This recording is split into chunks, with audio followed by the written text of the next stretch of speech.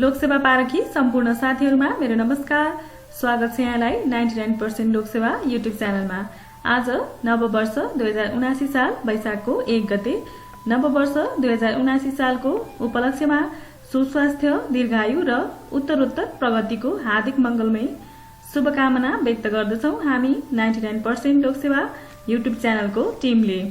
लोकसेवा आयोगले लिने प्रारम्भिक चरणको परीक्षामा समसामयिक गतिविधिले पनि केही अंश ओगट्ने तथा समसामयिक गतिविधिको जानकारीले लेखन सिपमा समेत उत्तरको गुणस्तर बढाउन मद्दत गर्ने हुँदा समसामयिक गतिविधिको जानकारी हुनु अत्यावश्यक छ। यही कुरालाई मध्यनजर गर्दै हामी केही महिनादेखि यहाँहरुमाझ समसामयिक गतिविधिको जानकारी पस्कने गरेका छौं। यही क्रमलाई निरन्तरता दिँदै आज हामी नयाँ वर्षको सुवर्ण अवसरमा 2078 साललाई सरसर्ती हेर्ने जमर्को गरिरहेका छौं। 2078 साल वैशाखदेखि चैत्र महिनासम्मका समसामयिक गतिविधिहरू यस भिडियोमा समेट्ने प्रयास गर्नेछौं। सन् 2021 को केही प्रकृतिको भिडियो अर्थात 2021 लाई सरसर्ती हेर्दा हाम्रो च्यानलको प्लेलिस्ट अथवा माथिको आई बटनमा गएर पनि हेर्न सक्नुहुनेछ, जहाँ सन् 2021 जनवरीदेखि डिसेम्बर सम्मका करेन्ट एफेयर्सहरू समेटिएका छन्। अब सुरु गरौं 2078 वैशाख 1 गतेको समसामयिक गतिविधिदेखि। 2078 वैशाख 1 गतेको प्रसंग। वैशाख 1 गते नेपालमा 11औं व्यक्तिगत घटना दर्ता दिवस मनाइएको छ।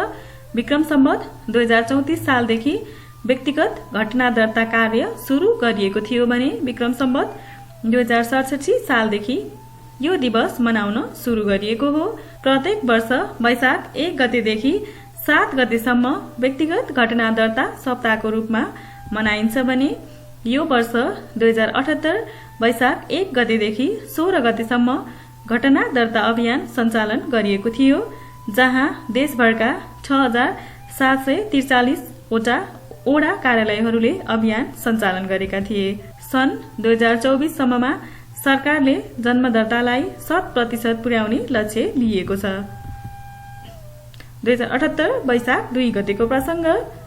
वैशाख 2 गते पोषिलो आहारको लागि दिगो कृषि उत्पादन हाम्रो अभियान भन्ने नारा साथ निजी क्षेत्रको लगानीमा राष्ट्रिय खाद्य बैंकको औपचारिक रूपमा उद्घाटन भएको छ। निजी क्षेत्रको 2 अर्ब रुपैयाँको लगानीमा उक्त बैंकको स्थापना भएको हो। कृषि पेशा तथा व्यवसायलाई अझ बढी उत्पादनमुखी बनाउँदै देशलाई कृषिमा आत्मनिर्भर बनाउने उद्देश्यले खाद्य बैंकको स्थापना गरिएको छ। देशभर विभिन्न जिल्लाहरूमा जग्गा लिजमा लिएर कृषि उत्पादन गर्दै आर्थिक उन्नति हासिल गर्नु बैंकको लक्ष्य रहेको छ। बैंकले हालसम्म कैलाली, कञ्चनपुर, बर्दिया, झापा, मोरङ, सुनसरी, धनुषा, चितवन, रूपन्देही, बागलुङ र कास्की सहित 23 जिल्लामा 600 बिघा भन्दा बढी जमिनमा आधुनिक प्रविधि मार्फत कृषि उपज उत्पादन गर्दै आएको छ। पहिलो चरणमा धान, गहुँ, कोदो, मकै, आलु, तोरी, गेडागुडी लगायतको उत्पादनलाई बैंकले प्राथमिकता दिएको छ। यो बैंकमा लगानी गर्न जो कोहीले 1 लाखदेखि 3 करोड रुपैयाँसम्म लगानी गर्न सक्नेछन्। साथै यस खाद्य बैंकले चाँडै नै आईपीओ निष्कासन गर्ने तयारी गरेको राष्ट्रिय खाद्य बैंकका अध्यक्ष शंकरनाथ उप्रेतीले बताएका। खाद्य बैंकको प्रमुख कार्यालय नयाँ बानेश्वरमा रहेको छ। अब 2078 वैशाख 2 गतेको प्रसंग। वैशाख 2 गते अनलाइन प्रणाली मेरो कित्ताको उद्घाटन गरिएको छ। नापी विभागले पहिलो चरणमा काठमाडौँ उपत्यकाका 8 वटा नापी कार्यालयबाट यो सेवा सुरु गरेको छ र छिट्टै देशभरका 126 कार्यालयहरूमा यो सेवा पुर्याउने लक्ष्य लिएको छ। यो प्रणाली मार्फत सेवाग्राहीले घरमै बसेर नक्सा प्रिन्ट, फिल्ड बुक प्रिन्ट र राजस्व भुक्तानी गर्न सक्नेछन्।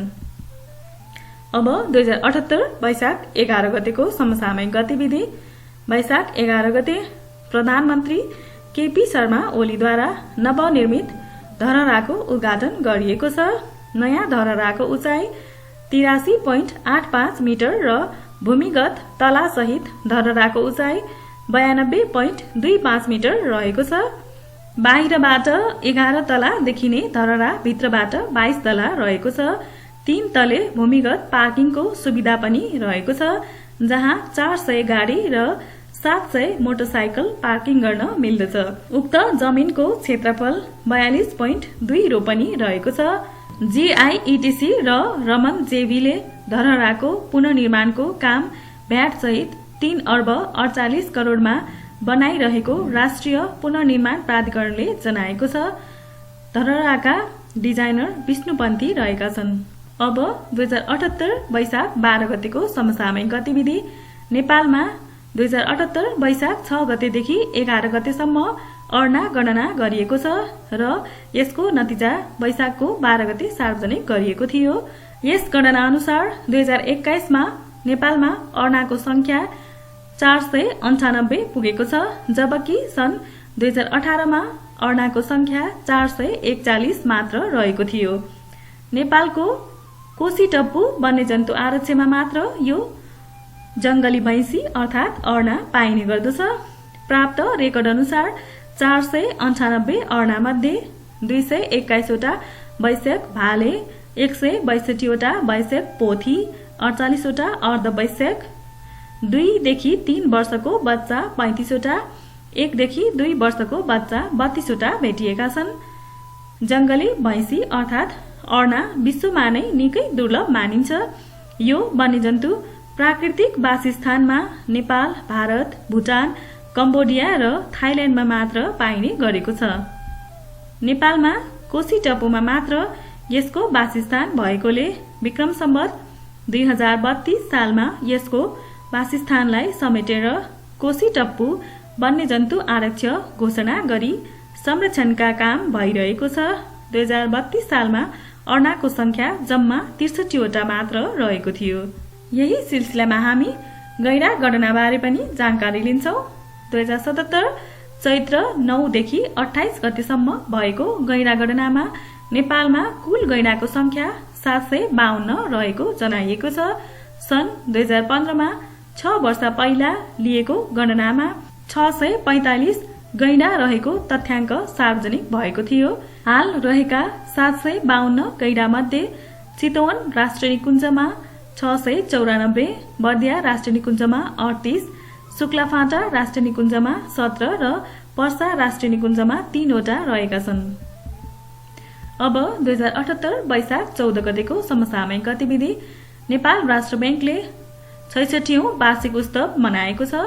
विक्रम सम्वत 2013 वैशाख 14 गते नेपाल राष्ट्र बैंकको स्थापना भएको हो। नेपाल राष्ट्र बैंकमा 1 जना गभर्नर र 2 जना डेपुटी गभर्नर रहने व्यवस्था रहेको छ। नेपालको पहिलो गभर्नर हिमालयन शमशेर जबरा हुन्। 15औं गभर्नर युवराज खतिवडा, 16औं गभर्नर डाक्टर चिरञ्जीवी नेपाल, 17औं गभर्नर महाप्रसाद अधिकारी रहनु भएको थियो। महाप्रसाद अधिकारी विरुद्ध महाअभियोगको प्रस्ताव लागेपछि उहाँ स्वतः निलम्बनमा पर्नु भएको छ। नेपालका प्रमुख बैंकहरूको स्थापना यस प्रकार रहेको छ। विक्रम सम्वत 1994 कार्तिक 30 गते नेपालको पहिलो बैंकको रूपमा नेपाल बैंक लिमिटेडको स्थापना भएको हो। दोस्रोमा छ नेपाल राष्ट्र बैंक स्थापना 2013 वैशाख 14 गते। तेस्रोमा राष्ट्रिय वाणिज्य बैंक। राष्ट्रिय वाणिज्य बैंकको स्थापना 2022 साल माघ 10 मा भएको थियो। चौथोमा छ कृषि विकास बैंक। कृषि विकास बैंकको स्थापना 2024 साल माघको 7 गते भएको थियो भने पाँचौंमा छ 2041 सालमा स्थापना भएको नेपालको पहिलो प्राइभेट बैंक नेपाल अरब बैंक। हाल उक्त बैंक नबिल बैंकको नामले चिनिन्छ। अब 2078 वैशाख 15 गतेको समसामयिक गतिविधि। नेपालमा 25औं राष्ट्रिय चिया दिवस मनाइएको छ। यसको नारा स्वदेशमा उत्पादित चिया पिउने गरौं, स्वास्थ्य समृद्ध र आत्मनिर्भर बनौं भन्ने रहेको थियो।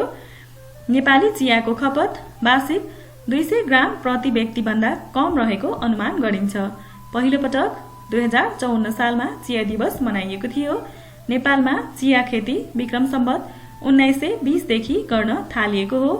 विक्रम सम्वत 2039 सालमा राजा वीरेन्द्रद्वारा पूर्वाञ्चलका 5 जिल्ला झापा, धनकुटा, तेह्रथुम, पाँचथर र इलामलाई चिया क्षेत्र घोषणा गरिएको थियो।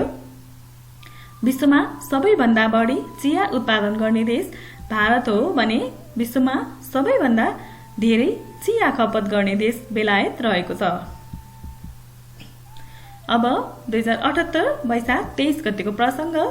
वैशाख 23 गते वरिष्ठ गायक तथा संगीतकार प्रेमदोष प्रधानको निधन भएको छ।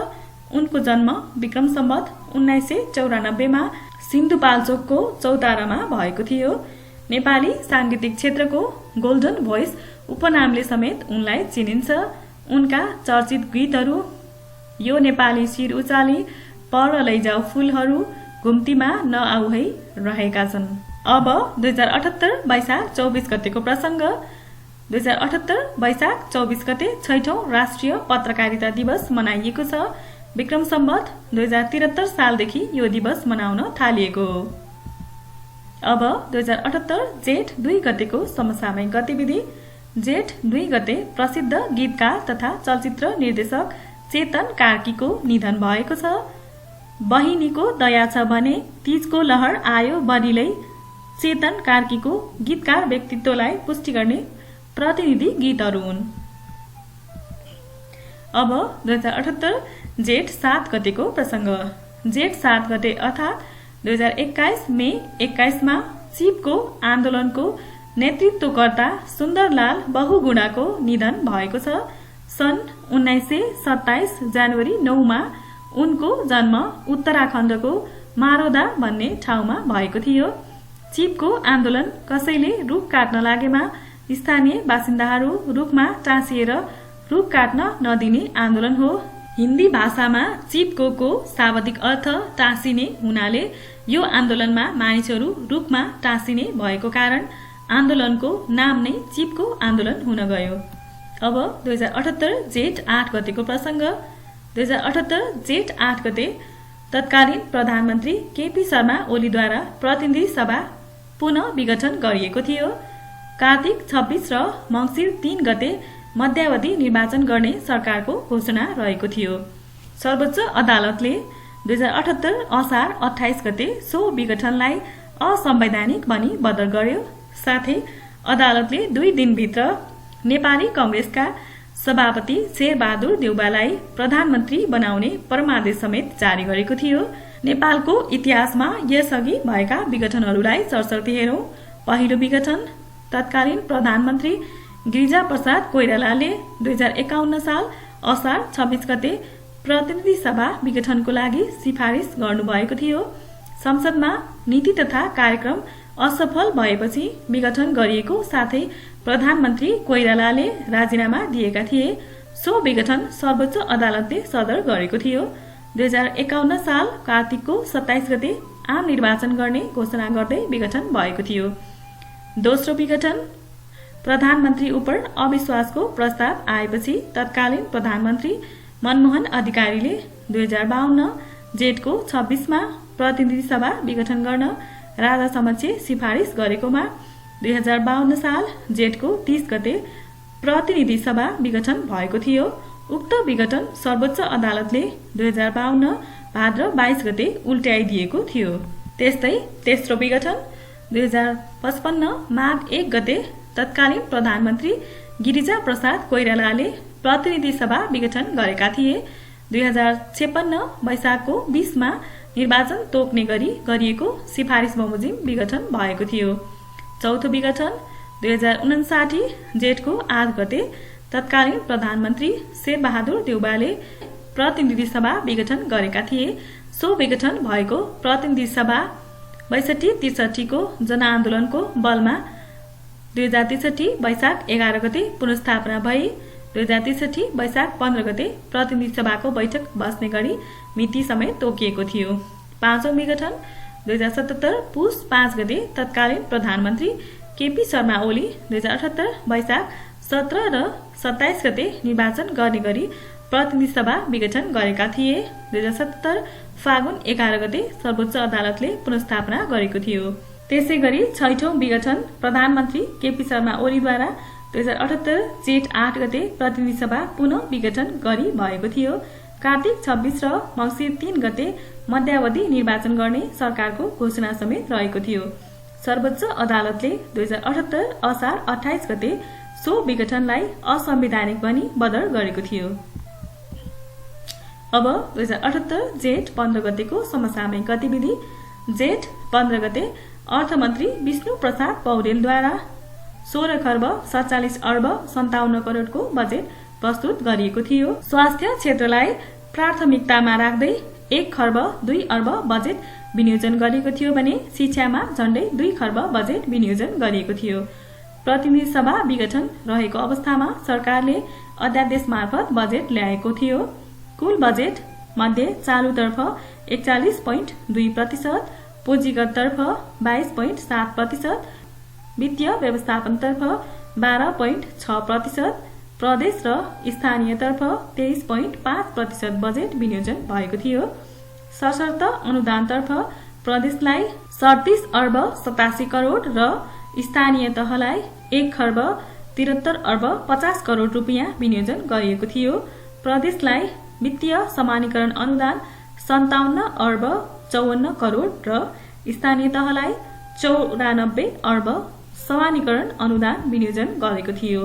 समपूरक अनुदानतर्फ 12 अर्ब 37 करोड र विशेष अनुदानतर्फ 12 अर्ब 46 करोड विनियोजन भएको थियो। सामाजिक सुरक्षा भत्ता 33% वृद्धि भई वृद्ध भत्ता 4000 पुगेको थियो। अब 2078 जेठ 18 गतेको प्रसंग। जेठ 18 गते विवेकशील साझा पार्टीका पूर्व अध्यक्ष उज्जवल थापाको निधन भएको थियो। कोरोना संक्रमित थापा मिडसिटी अस्पतालमा उपचार गराउँदै निधन भएको हो। 2078 असार 10 गतेको समसामयिक गतिविधि। राष्ट्रपति विद्यादेवी भण्डारीद्वारा विभिन्न संवैधानिक आयोगका 20 पदाधिकारीहरू नियुक्त भएका थिए। लोकसेवा आयोगको अध्यक्षमा माधव रेग्मी, राष्ट्रिय समावेशी आयोगको अध्यक्षमा डाक्टर रामकृष्ण तिमिल सिन्हा लगायत विभिन्न संवैधानिक आयोगहरूमा 20 जना पदाधिकारी नियुक्त भएका थिए। अब 2078 असार 14 गतेको समसामयिक गतिविधि। असार 14 गते 17औं राष्ट्रिय विभूतिको रूपमा भक्ति थापालाई घोषणा गरिएको छ। नेपाल सरकारद्वारा नेपाल एकीकरणको अभियानको क्रममा देउथलमा अंग्रेज सेनासँग लड्दै 73 वर्षीय थापाले वीरगति प्राप्त गरेका थिए।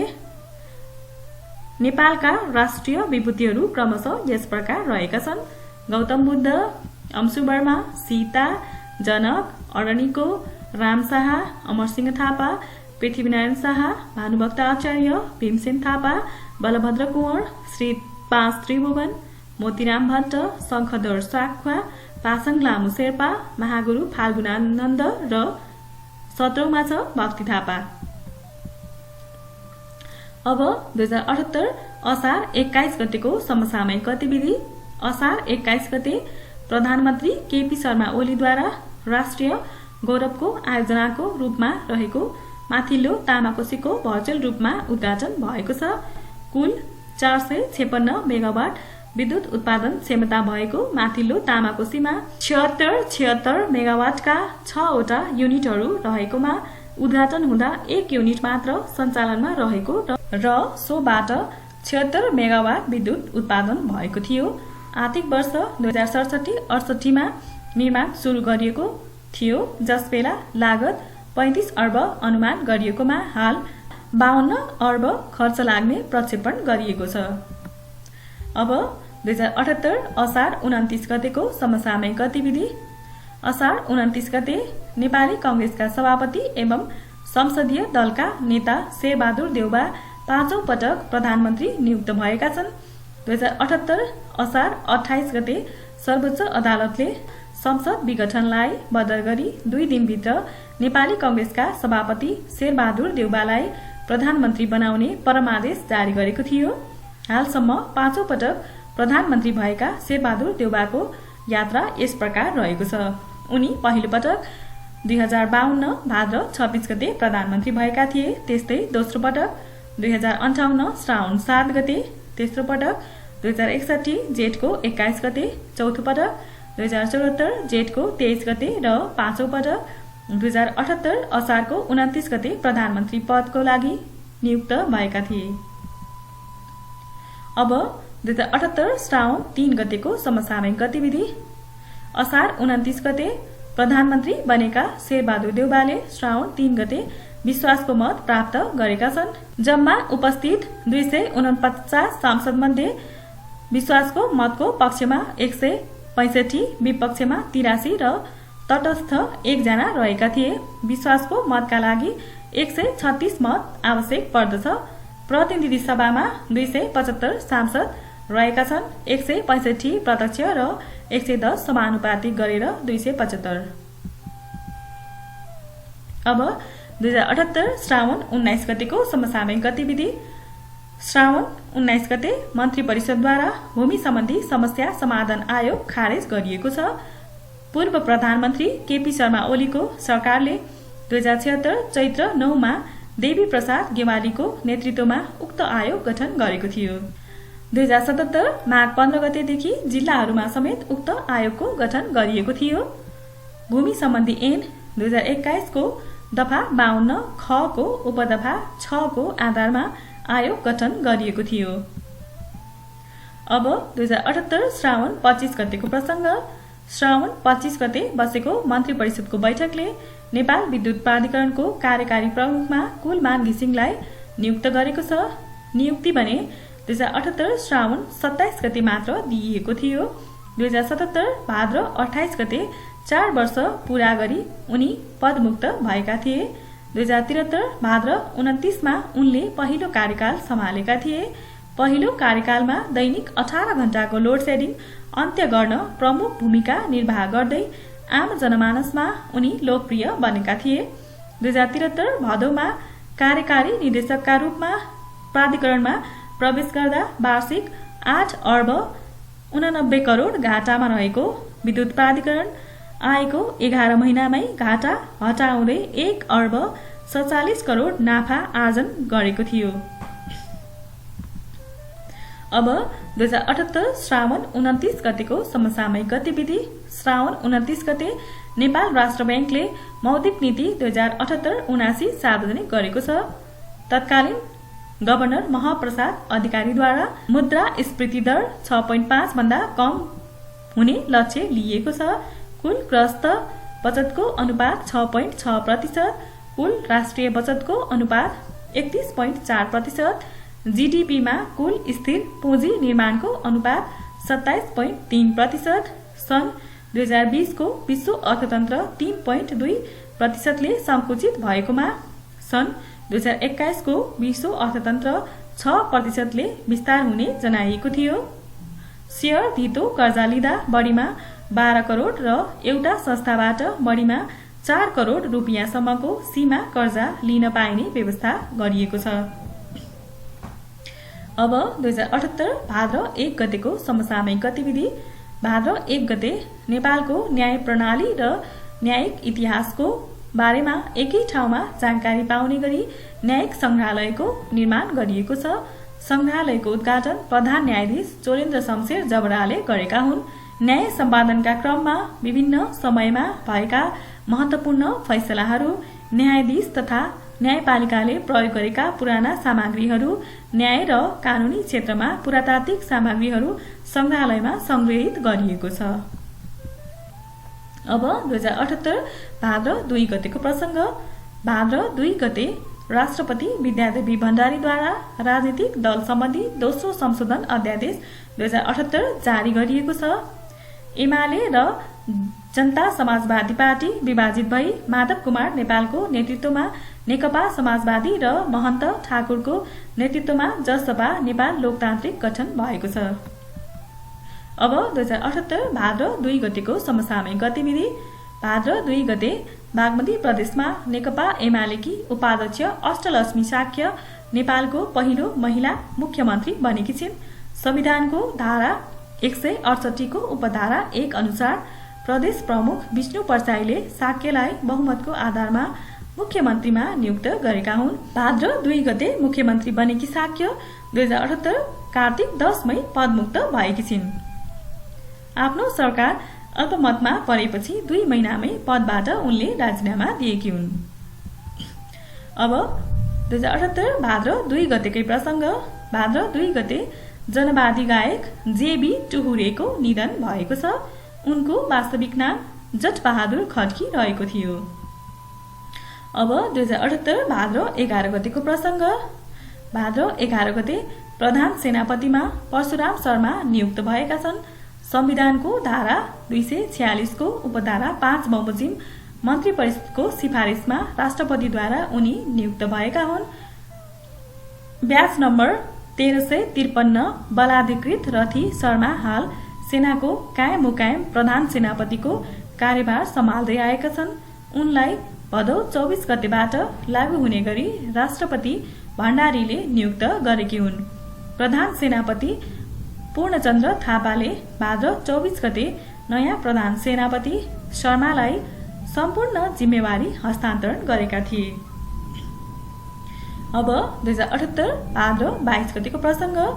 भाद्र 22 गते 18औं निजामती सेवा दिवस मनाइएको छ। विक्रम सम्वत 2013 भाद्र 22 मा टङ्कप्रसाद आचार्यको पालामा सर्वप्रथम निजामती सेवा ऐन जारी भएको सम्झनामा यो दिवस मनाउने गरिन्छ। यो दिवस 2061 देखि मनाउन सुरु गरिएको थियो। 2078 सालको नारा व्यावसायिक र सृजनशील प्रशासन, विकास, समृद्धि र सुशासन रहेको छ। अब 2078 भाद्र 29 गतेको समसामयिक गतिविधि। भाद्र 29 गते मन्त्री परिषदले भूमि सम्बन्धी समस्या समाधान आयोगको अध्यक्षमा केशव निरौलालाई नियुक्त गरेको छ। यसअघि देवी प्रसाद गेमाली नेतृत्वको आयोगलाई सरकारले 2078 श्रावण 19 गते खारेज गर्ने निर्णय गरेको थियो। अब 2078 असोज 1 गतेको समसामयिक गतिविधि। 2078 असोज 1 गते 9औं विज्ञान दिवस मनाइएको छ। विक्रम सम्वत 2013 साल असोज 1 गते पब्लिक साइन्स कलेज स्थापना भएको सम्झनामा विक्रम सम्वत 2070 देखि यो दिवस मनाउन सुरु गरिएको हो। 2078 को नारा विज्ञान र प्रविधिको उन्नत विकास, प्रकोप र महामारीबाट सहज निकास रहेको छ। अब 2078 असोज 3 गतेको प्रसङ्ग। असोज 3 गते नेपालको सबैभन्दा ठूलो मान पदवी नेपाल रत्न मरणोपरान्त पूर्व प्रधानमन्त्री कृष्णप्रसाद भट्टराईलाई प्रदान गरिएको छ। असोज 3 गते संविधान दिवसको अवसरमा 903 जनालाई 2078 सालको विभूषण तथा मान पदवी प्रदान गरिएको छ। राष्ट्र गौरव मान पदवी पूर्व प्रधानमन्त्री झलनाथ खनाल र स्वर्गीय सुवर्ण शमशेर जबरालाई प्रदान गरिएको थियो। मान पदवी 4 प्रकारका रहेका छन्। पहिलो छ नेपाल रत्न मान पदवी। राष्ट्रिय जीवनमा उदाहरणीय योगदान पुर्याउने नेपालीलाई सो मान पदवी प्रदान गरिन्छ। दोस्रोमा छ राष्ट्र गौरव मान पदवी। नेपालको प्रतिष्ठा बढाउने विदेशी मुलुकको राष्ट्राध्यक्ष वा राष्ट्रिय अन्तर्राष्ट्रिय क्षेत्रमा उल्लेख्य योगदान पुर्याउने नेपालीलाई सो मान पदवी प्रदान गरिन्छ। तेस्रोमा छ राष्ट्रदीप मान पदवी। राष्ट्रिय अन्तर्राष्ट्रिय क्षेत्रमा योगदान पुर्याउने नेपाली वा विदेशीलाई प्रदान गरिन्छ। यसका 5वटा श्रेणीहरू रहेका छन्। र चौथोमा छ जनसेवाश्री मान पदवी। राष्ट्रिय जीवनको कुनै पनि क्षेत्रमा प्रशंसनीय काम गर्ने नेपाली वा विदेशीलाई सो मान पदवी प्रदान गरिन्छ। यसको पनि 5वटा श्रेणीहरू रहेका छन्। नेपालमा प्रदान गरिने अलङ्कार 9 प्रकारका रहेका छन् भने पदक 14 प्रकारका रहेका छन्। अब 2078 असोज 7 गतेको प्रसङ्ग। 2077 सालको लागि मदन पुरस्कार र जगदम्बाश्री पुरस्कार प्रदान गरिएको छ। 77 सालको मदन पुरस्कार साहित्यकार भगीरथ इङ नामको कृति लिम्बुवानको ऐतिहासिक दस्तावेज संग्रह 1719 देखि 2020 ले प्राप्त गरेको छ। मदन पुरस्कार चन्द्र शमशेरका कान्छा छोरा मदन शमशेरको नाममा विक्रम सम्वत 2012 मा स्थापना भएको थियो भने 2013 सालदेखि यो पुरस्कार प्रदान गरिँदै आइएको छ। 2013 मा 3 जनालाई सो पुरस्कार प्रदान गरिएको थियो। 3 जना क्रमशः सत्यमोहन जोशी, चित्तरञ्जन नेपाली र बलराम जोशी रहेका थिए। धेरै पटक मदन पुरस्कार विजेता सत्यमोहन जोशी हुन्। उनले 2013, 2017 र 2028 सालमा मदन पुरस्कार प्राप्त गरेका थिए। हालसम्म मदन पुरस्कारबाट पुरस्कृत महिलाहरू 4 जना रहेका छन्। क्रमशः पारिजात, झमक घिमिरे, राधा पौडेल र निलम कार्की निहारिका। 2077 को जगदम्बाश्री पुरस्कार भैरव बहादुर थापालाई प्रदान गरिएको छ। जगदम्बाश्री पुरस्कार विक्रम सम्वत 2045 सालदेखि पहिलो पटक वितरण गरिएको थियो। 2045 सालमा जगदम्बाश्री पाउने व्यक्ति नारायण गोपाल गुरुबाचार्य रहेका थिए। हाल मदन पुरस्कार र जगदम्बाश्री पुरस्कारको राशि 4 लाख रुपियाँ रहेको छ। अब 2078 असोज 11 गतेको समसामयिक गतिविधि। 2078 असोज 11 गते बागमती प्रदेशलाई पहिलो पूर्ण साक्षर प्रदेश घोषणा गरिएको छ। साक्षर नेपाल वर्ष 2076 अनुसार कुनै स्थानीय तह वा जिल्लामा बसोबास गर्ने 15 वर्ष र सो भन्दा माथिको उमेर समूहका जनसङ्ख्याको 95% जनसङ्ख्या साक्षर भएको अवस्थामा साक्षर जिल्ला वा स्थानीय तह घोषणा गर्न सकिने प्रावधान रहेको छ। नेपालको पहिलो साक्षर जिल्ला सिन्धुपाल्चोक हो। सिन्धुपाल्चोकलाई 2071 असार 2 मा साक्षर जिल्ला घोषणा गरेको थियो। दोस्रो साक्षर जिल्ला ललितपुर 2071 असार 9 मा घोषणा गरिएको। त्यस्तै 54 जिल्ला अछाम हो। 2078 असारको 21 गते घोषणा गरिएको। 55 जिल्ला काठमाडौँ हो। 2078 असोजको 4 गते घोषणा गरिएको र 56 जिल्ला हो ताप्लेजुङ। ताप्लेजुङ जिल्लालाई 2078 चैत्र 24 गते साक्षर जिल्ला घोषणा गरिएको हो। त्यस्तै पूर्ण साक्षर पहिलो जिल्ला ललितपुर हो। 2071 असार 9 गते घोषणा भएको। पूर्ण साक्षर पहिलो प्रदेश बागमती हो। 2078 असोजको 11 गते घोषणा भएको थियो भने पूर्ण साक्षर दोस्रो प्रदेश गण्डकी प्रदेश हो। 2078 असोजको 24 गते घोषणा भएको हो। अब 2078 असोज 15 गतेको प्रसङ्ग। 2078 असोज 15 गते धौलागिरी पर्वत आरोहण गर्ने नेपालकी पहिलो महिला बनेकी छिन् पूर्णिमा श्रेष्ठ। 8167 मिटर अग्लो धौलागिरी हिमाल विश्वको 7औं अग्लो हिमाल हो। 2078 वैशाखदेखि चैत्र महिनासम्मको समसामयिक गतिविधिको भिडियो एउटै भिडियोमा समेट्दा भिडियो अत्यन्तै लामो हुने देखिएकोले 2078 वैशाखदेखि असोजसम्मको समसामयिक गतिविधिहरूको प्रसङ्ग यही समाप्त गरेका छौं। बाँकी 6 महिनाको समसामयिक गतिविधिको भिडियो हामी यहाँहरूमा केही दिनमा पस्कने बाचा गर्दै आजको लागि बिदा हुन चाहन्छु। हस्त, धन्यवाद।